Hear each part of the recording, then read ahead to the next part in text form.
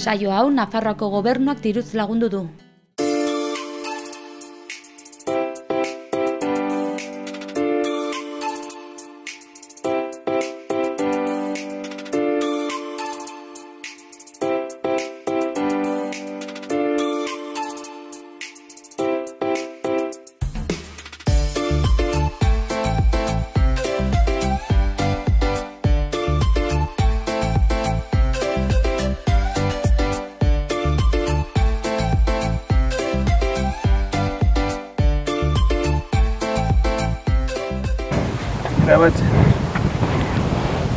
Gaurkoan Kodeseko santutegira hurbildu gara.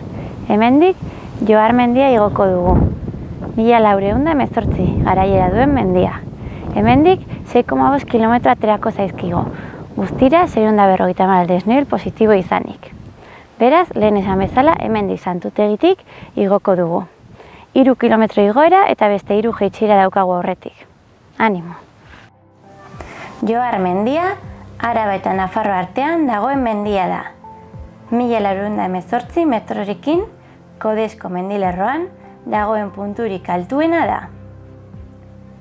Kanpezutik ere igo daiteke mendia da, baina gure abia puntua Kodesko santutegitik izango da. Hemendik ordu bat eta 30 minutuko igoera izango dugu. Guztira 5 kilometro osatuko ditugu. Sekulako desnibela izango dugu kilometro gutxitan. Beraz, igora lasai eta kontu handiarekin hartuko dugu. Hasieran, pista bat hartu eta berehala harriko eskorpilatuen artean igotzen hasiko gara, goiko lepora helduz. Johar mendiak bere tontorrean antena handi bat dauka. Bertatik, Nafarroako hegoaldea eta Araba eta Errioxako zonaldeak ikus daitezke. Kodesko mendilerroa ezagutzeko eta Nafarroa eta Araba arteko mugan barna ibilaldi ezberdin bat egiteko aukera bikaina da. Santutegitik atera eta metro batzuetara bidegurutze batera helduko gara. Hemendik eskuineko pista hartuko dugu eta berehala gora joan gara. Hemen karteloa daukagu erreferentzia gisa. Hemendik gora.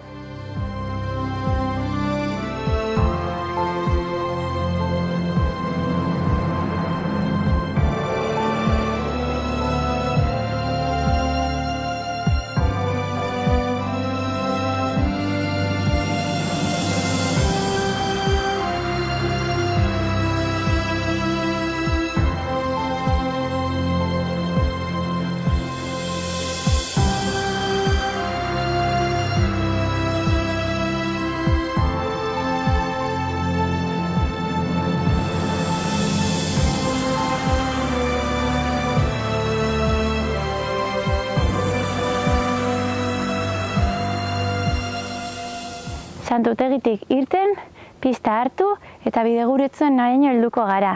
Hemen itoa daukagu. Hemendik etorri eta ezkerrera hartu behar dugu. Santutegia hemendik kilometro eta erdira dago. Beraz, beste kilometro eta erdi geratzen zaigu tontorrera. Bagoaz aurrera.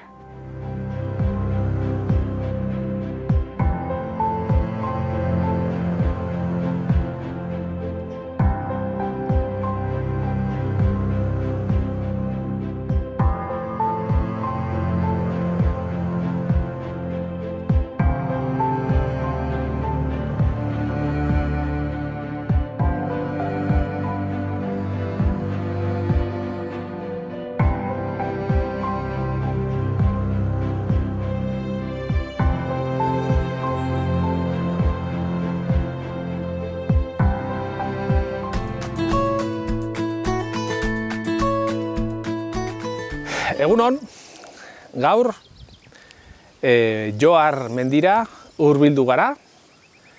Enara abiatu da mendi tontorrera. Eta gure lana izango da pixkat Joharren inguruko animaliak, orografiak eta landaria pixka zuen ganatzea. Hemen urrutian, atzean, agertzen da Johar mendi handia. Hemengo zonaldeko bailarak inguratzen dute mendia. Orografiaren eta paisaiaren inguruan esan dezakegu, ikus dezakezuen moduan, bai jaratxo zein mendate txikiaz inguratuta dagoela. Badaude soroak, badaude belardiak, badaude zuaiskak, eta batez ere nekazal eremu aparta da. Bere berezitasuna paisaian ikusi dezakegu, ze goiko partetan basoak agertzen dira, haitzak ere berezia dira mendi honen eremuan, eta soroak. Oraintxe, udaberri partean eta ikusi dezakezuenez, nola soroak oraindikan berdeak daude, eta ikaragarri entzuten dira hegaztiak, txoritxoak, haien territorioak defendatzen. Hurbilduko gara apurka-apurka eta saiatuko gara zuen ganatzen espezie hauek. Bueno, fijatzen bazarete, hemen ikusten da, seinale honen margoturik edo medikan gora bera egiten duten gorozki hauek, esanguratsuak dira. Zergatik? Gustokoa daukate hemengo hegaztiek, hemen topo egitea, hemen gorantz egitea, eta segurazki esan nahia bilatu dezakegu oso leku polita izango dela jentzat, batez ere xaguoen harrapaketan aritzeko. Esango nuke, segurazki, kakauek izango direla gian txoritxo txikienak, berdantzakoak, edo baliteke baten bat izatea belatz gorri batena, ze askotan errezagoa da soro batean baino, errepidetan zeharkatzen duten xaguak harrapatzea. Odun hemen tentegotea, geldirik egotea, erne, eta leku batetik bestera pasatzen direnean, eizatzera jotzea. Askotan zer gertatzen da, gauez, errepide sekundario hauetan, hemen daudela, agian eizatan, eta gure kotxeen argiek itxutzen dituzte harrapari hauek. Askotan, itxutuak egonda, geldirik egoten dira, eta panba, parabisa kontra jo, eta erailtzen ditugu. Askotan gertatzen zaie, bai belatzei, bai txoritxo txikiei, eta arazo handia duen ontz zuriari ere. Gustoko daukate, eta, askotan abilezia edo bilatzen dituzte guk izakiok ekoiztutako lekuak haien mesederako.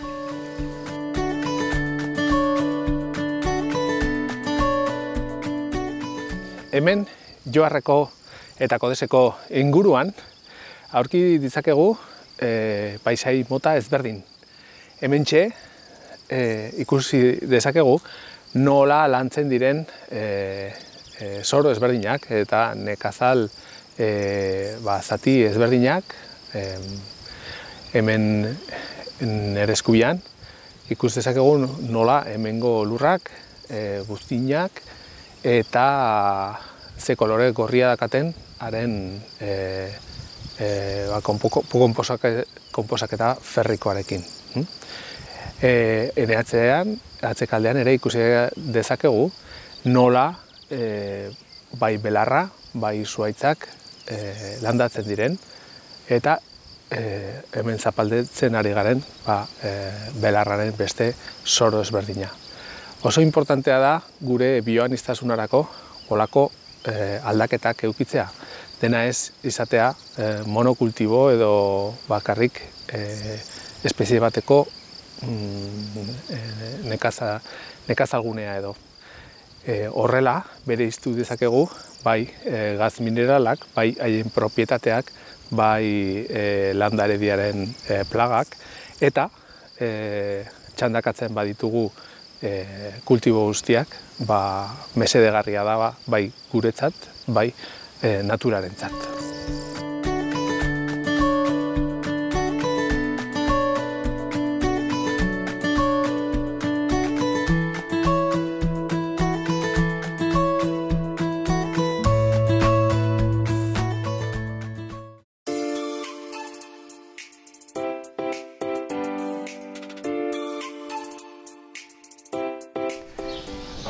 Gaurko saioan, Torres del Rio, Sansol eta Espronceda herriak ezagutuko ditugu. Hiru herri hauek Lizarraldean kokatutak daude, baina hegoaldean, hau da, iparraldean, bai Ameskoa eta Urbasako eremu hezeak ditugu, baina hemen hegoaldean berriz klima idorra da, klima mediterraneoa, eta hemen adibidez mahastiak eta lur emankorrak aurkitzen ditugu.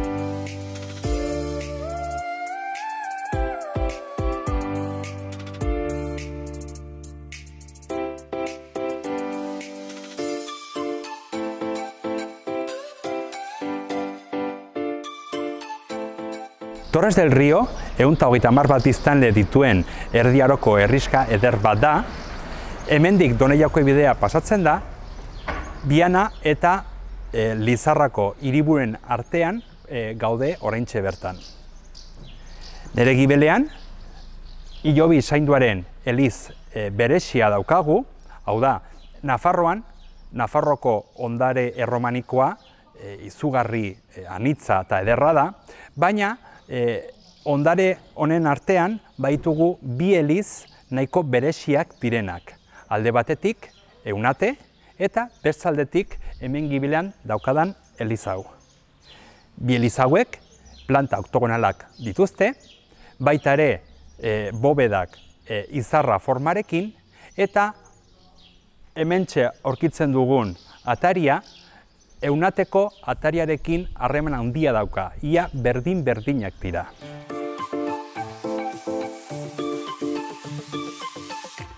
Batzuk diote, bai Eunateko Dona Maria elizatxoa eta baita Hilobi zainduaren eliza, nere gibelan daukagun elizatxoa, bi eraikin hauek, tenplarioek eraikiak direla 12. mendean.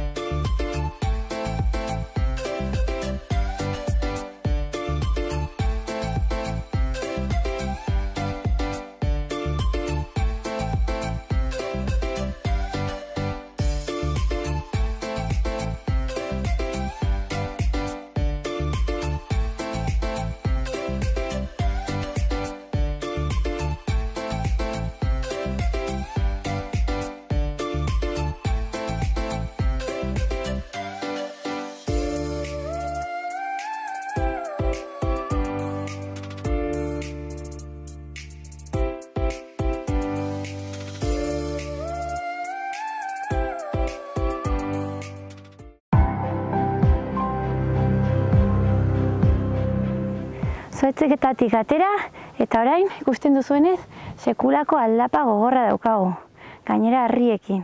Orduan oso poliki hartuko dugu. Ikusten dugu hor, badirudi, hor mendia bukatzen dela eta lepora iristen zarela, baina ikusten duzuenez kriston aldapa dago. Orduan, poliki eta gure daten bidetik, kriston eguzki ematen dolako. Aurrera!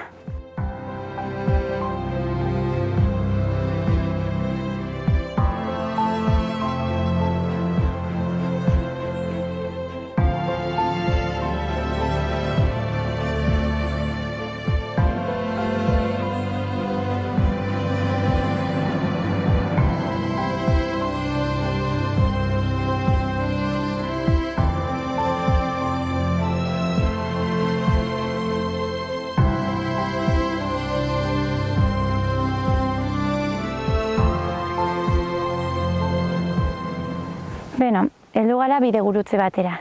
Hemen ikusten duzuenez, bi bide daude. Bat, eskuineko alderiz doazena eta itoa jarraitzen dituena, zuhaitzen artetik doana, eta bestea, harri pilo bat hemen aldapangora ikusten duzuena. Hau hemen Monteperdioko eskupidera ematen du. Así que behintzat, hau hartzen baduzu, mesedez, kontu zibili. Bai?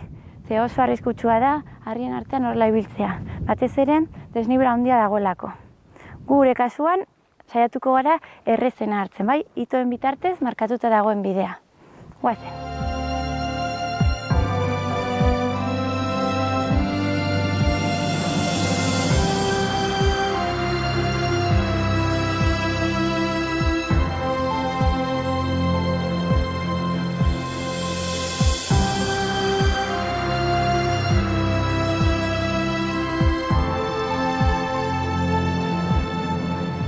Iritsi gara lehen esan dizudan lepora.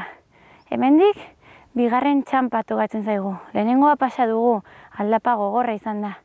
Bigarrena tontorrera iriste izango da. 1917ko garaiera duen tontorrera. Bagoaz aurrera.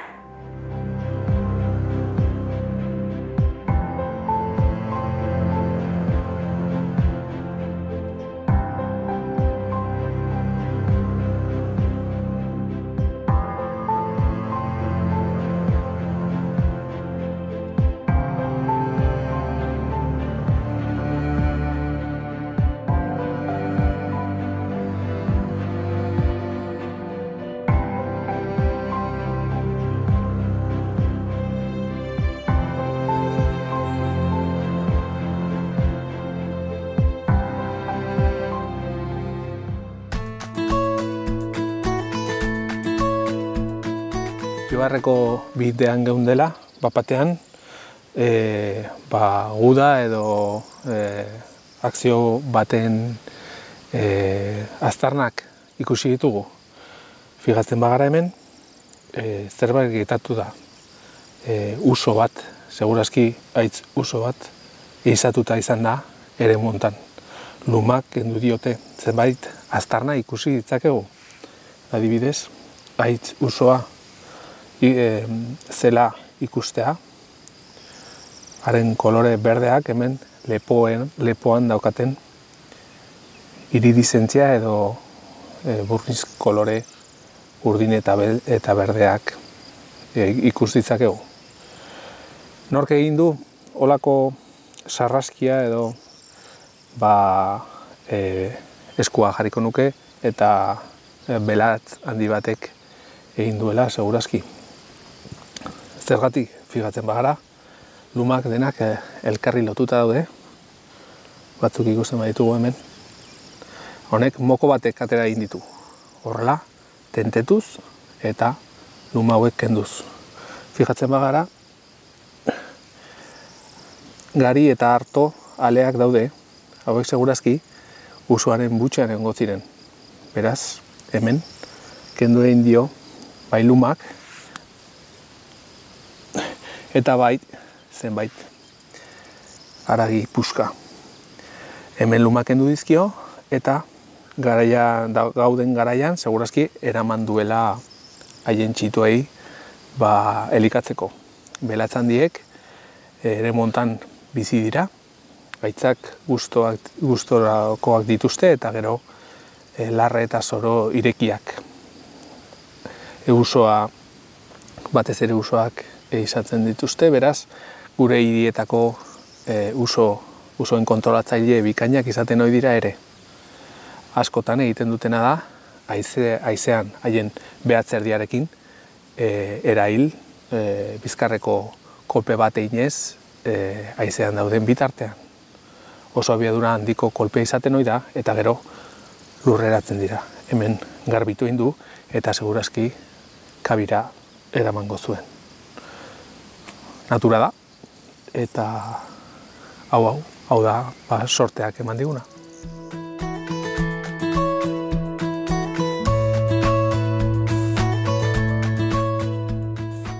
Bueno, ikusi dezakezuen bezala, Johar mendia bada kare harri handiko osaturiko mendi aparta.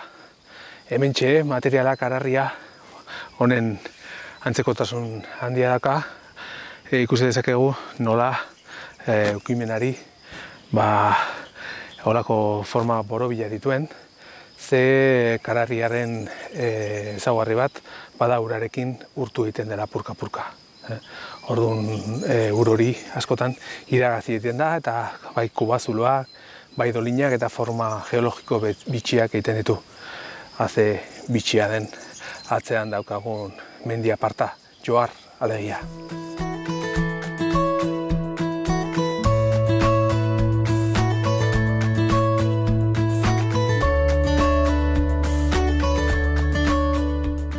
Txoriak entzuten dira eta haien etxe bizitza hemen atzeak aldean dakagu.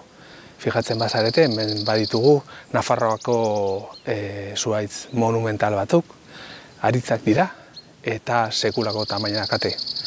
Ze nolako gauzak ikusi edo ez zuten ikusi ale hauek. Segurazki 100 urte izango dituztela eta 100 urtez egon dira hemen ikusten bai gizakien komeriak zein naturaren ezaugarriak nola aldatu egin diren urte hauetan. Hementxe txoriak entzuten ditugu bai txontak eta leku oso berezia da. Alde handia dago Joharreko hego maldeetan eta iparreko maldeetan. Landeredia guztiz ezberdina da eta hementxe badugu interes handiko zuhaitz hauek zuenganatzeko.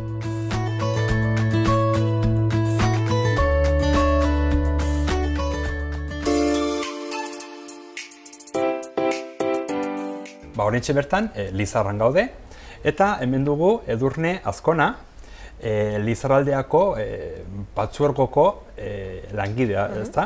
Bai, egunon. Egunon. Orduan, horentxe bertan gaude Basko-Navarro trenbidearen tren geltoki zaharran, hementxe Lizarran bertan, eta orduan hemen daukazue informazio puntua. Hori da, bai. Gu justo hori esan duzun bezala, trenbide zaharreko 0. puntuan gaude, hemendik hasten da gaur oso ezaguna den bide berdea, eta hementxe daukagu bisitari guztiei harrera emateko informazio puntua. Eta hemen gaina ikusten ditugu hainbat mapa, baita bertako produktuak, orduan Patzuergoak zeintzuk dira bere helburuak? Gu azken finean bi zati ditugu, ez? Bi kide mota osatzen dute Patzuergoa, alde batetik Lizarraldeko udaletxeak ditugu gure barne, eta horretaz gain enpresa edo turismoarekin lanean aritzen diren kide pribatuak ere sartzen dira gure baitan. Eta horien artean, egiten duguna da, azken finean, Lizarraldeak aurkezten dituen aberasgarritasun guztiak sustatu, promozionatu eta azken finean munduari ezagutaraztea. Hori da gure lana eta horretan ari gara landalan egunero. Orduan baita ekitaldiak eta bultzatzen dituzu, ezta? Hori da. Hemen Lizarraldean urtean zehar ekitaldi asko ditugu, festa tematiko ugari, eta horiei bultzada handi bat eman nahi diogu, eta horretarako apustu egiten dugu haiekin lan egiteko, udaletxeekin batera antolatzeko, eta hori ezagutaraztea ze gauza handi ez ditugun hemen aurkezteko. Gainera, Lizarraldea eremuan aniztasuna handitz ikusten dugu. Alde batetik, adibidez, klima aldetik, ez? Ikusi ditugu baita Urbasako inguruak, olako oianak, bagadiak, klima atlantiarrazta, ezea, baina gero berriz, hemendik hegoalderantz, erabat aldatzen da klima, eta klima mediterraneoa, mahastiak eta aurkitzen ditugu, hau da, baita ardoak eta. Hori da, ezke Lizarraldea anistasunaz, deskribatu daiteke, oso anitza da, eta guk esaten dugun bezala, Lizarraldea Nafarro txikia dela, uste dugu. azken finean, zuk esan bezala, bai klima aldean erabateko desberdintasuna dago, Urbasara igotzean 800 metro baino gehiagoko altueran gaudelako, eta Riberaroino jaisten bazara, aldiz, oso klima askoz makalagoa da, laua, beroa ere nahiko nabaria da, iparraldearekin konparatuta, eta baita gastronomian, ondarean eta naturan oso anitza da. Eta hori da baita ere gure berezitasunea, ez? Horretan bai garela bereziak ere. Lizarraldea, bereziki Lizarra hiria, ospetsua da bertako ondare arkitektonikoa, hemengo eraikin erromanikoak, baina hemen Lizarraldean ez da bakarrik ondare arkitektonikoa eta artistikoa, baizik eta ondare naturala aldetik ere arrasa aberatsa da. Oso. Lizarra hiriburua bezala zuk esan bezala, ondare kultural nabariak ditu iparraldeko Toledo deitzen dugu ere, edo deitzen dute kanpotarrek ere, baina horretaz gain gastronomia oso aberatsa daukagu, eta nola ez disfrutatu daitezkeen inguru naturalak ikaragarriak dira eta oso ezaguna gainera. Jendea gehien bat noiz etortzen da, udazken aldera adibidez, zuhaitzen koloreak eta aldatzen direnean? Egia esan, jende gehiena udan etortzen da. Zuk esan bezala, udazkenean kolore hori, narantza, gorri horiek oso polita egiten dituzte hori inguruak zuhaitzak ikusteko, eta baita udaberria ja ura bere puntu goienean dagoenean, eta nik uste bi sasoi horiek egokienak direna. Baina herriska hauek txikiak dira, baina bai horra aurkitzen ditugun eraikinak, erdi aroko eraikinak diren, edo gutxienez eraikin zaharrak dira, eta gainera herriska hauetan ere bai ongi bereizten da nola Urederran bertan daukagulako mikroklima ezea, eta herriskak berriz ja daukate berze nolait ere mediterraneoko edo klimarekin lotura. Hori da, bai, Urederran badirudiez, hori izan bezala, mikroklima horretan sartzen zarela behin ibilbidea egitean, eta gero herriak beste aurpegi bat erakusten du klima inguruan, eta hori etxe oso politak, oso ondo kontserbatutak daude, eta ikusteko ea nolakoak ziren, behintzat herri edo biztanle horien historia, baita horren lekuko dira etxe horiek, eta nola ez jendea bertan bizi dena oso atseginak dira, eta ongi etorri ezin hobea ematen diete joaten diren orori. Mila esker Edurne. Zuri, eskerrik asko.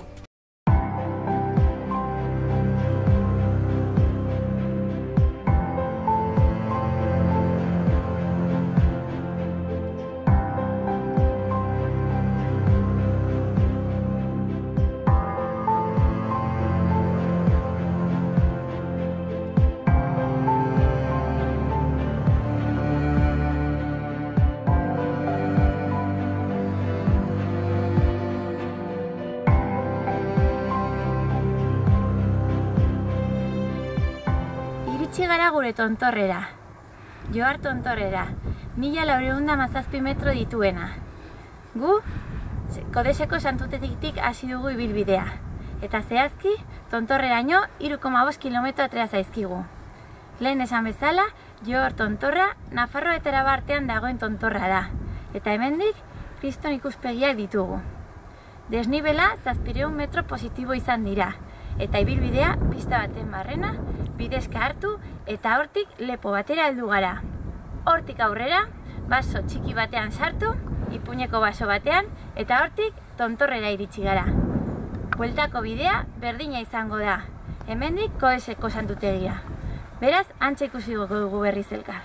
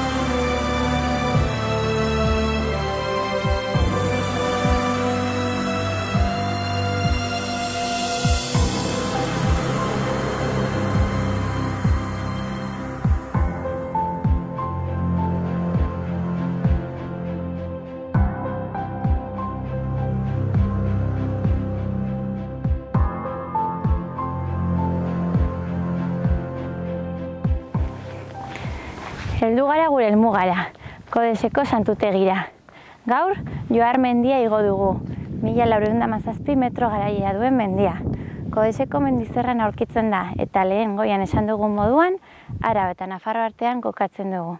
Egia esan, ibilbidea asko gustatu zaigu, paisai aldaketa anitz dagoelako. Pista batetik daukagu hasiera eta ondoren malda daukan harri tarte batera iristen gara. Ondoren, baso tartean joaten gara eta azkeneko txanpa antenara iristen gara.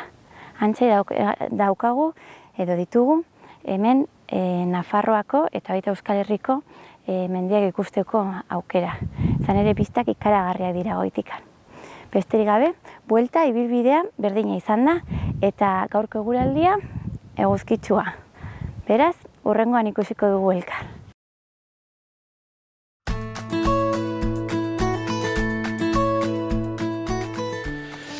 Hemen, Johar mendateko ibilbidean, leku aproposa da saiarreak edo putreak ikusi ahal izateko.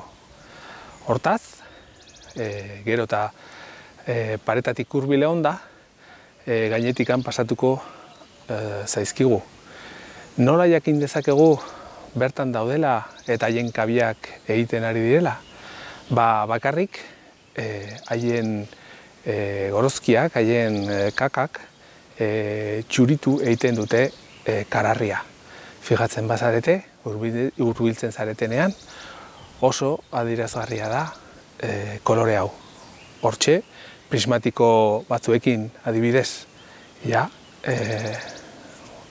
azarotik abuztura arte, posiblea izango duzue, hortxe geldirik, bai ama, bai aita, eta txitoa geldirik egotea. Badago beste ezaugarri bat, non agian gure iraganeko beste kolonia batzuk hor egona ziren edo ez ziren egon jakiteko. Eta gorozki hori denbora aurrera pasatua da, laranja bihurtzen da. Horrela, badakigu, ohiko koloniak hor putreak egonak ziren, ala ez. Fijatzen bazarete, kolore horizko kabiak, kolore txuriko kabiak izango lirateke aurtengo kabiak, edo martxan dauden kabiak, eta aldiz, laranja koloretako estrukturak edo koloreak, esango informazio emango zigun, ohiko kabi bat hor noizbait egon zela. Hemen badakagu Kodeseko errekatxoa, biltzen dituena baiara guztiko urak, eta oso irekia da, eta ikusi dezakegunez, alga desente ditu. Horrek esan nahi du, gai organiko gehiegizkoa duela dakarren urak. Baliteke, olako granjak eta bar, zenbait isuri izatea. Aldi berean, ikus dezakegu landaredia oso ugaria dela, segurazki arrazoi beragatik. Nitrogeno asko gorozki eta beltzainaren pixak eta direla medio, eta orduan landarediak goruntze egiten dute, eta gero erailtzen dira. Eskerrak ura mugitu egiten dela, bestela segurazki anoxiako faktorea izango litzateke. Gero landaredi guzti hau hiltzen denean, usteldu egiten du urak, eta oksigeno agortu egiten da oksigenoa. Bide batez, importantea da pendiente hori ukitzea, eta baita ere eguzkiaren pixkat edo zuhaitz altuen presentzia. Horrela itzalak pixkat saiesten du hainbeste landarediaren garapena edo. Naiz eta holako itxura egon, hemengo ezetasunak izaki bizidun desente mantentzen ditu, eta bailara honen ezaugarri aparta da ere. Hemen entzuten dira, etorri berria diren urre txindorrak, okillak, ze ura hemen dago, eta ura dagoen tokitan bizia dago.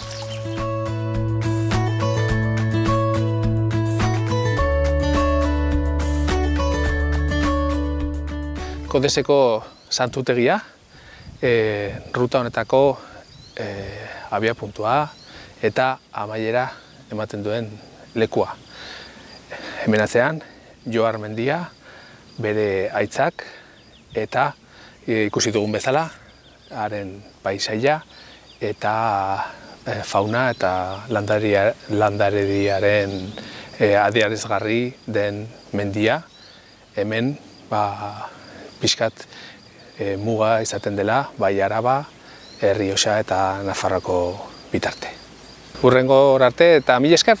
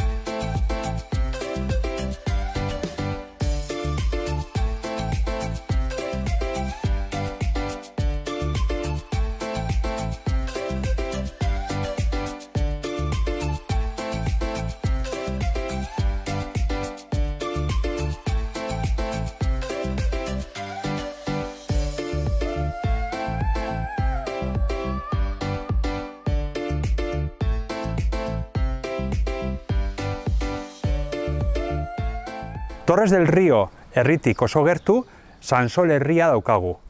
100 biztanle gutxi gorabehera ditu, eta hemendik ere Kodes mendilerroa aski ongi ikusten dugu.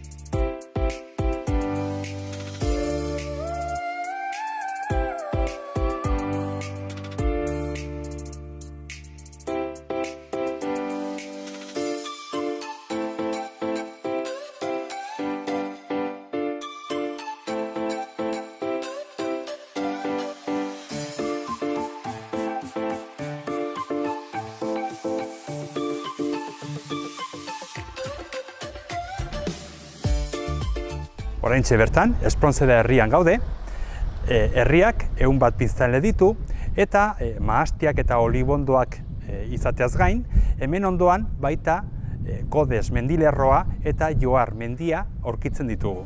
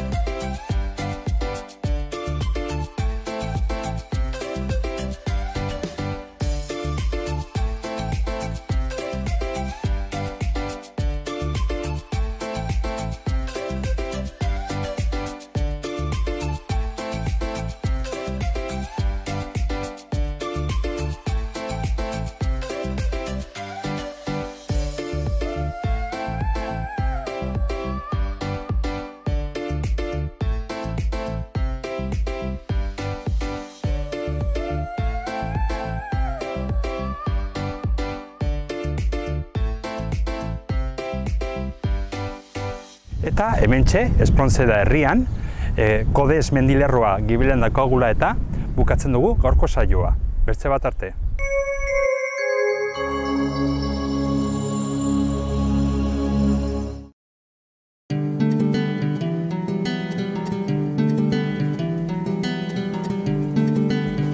Saio hau Nafarroako Gobernuak diruz lagundu du.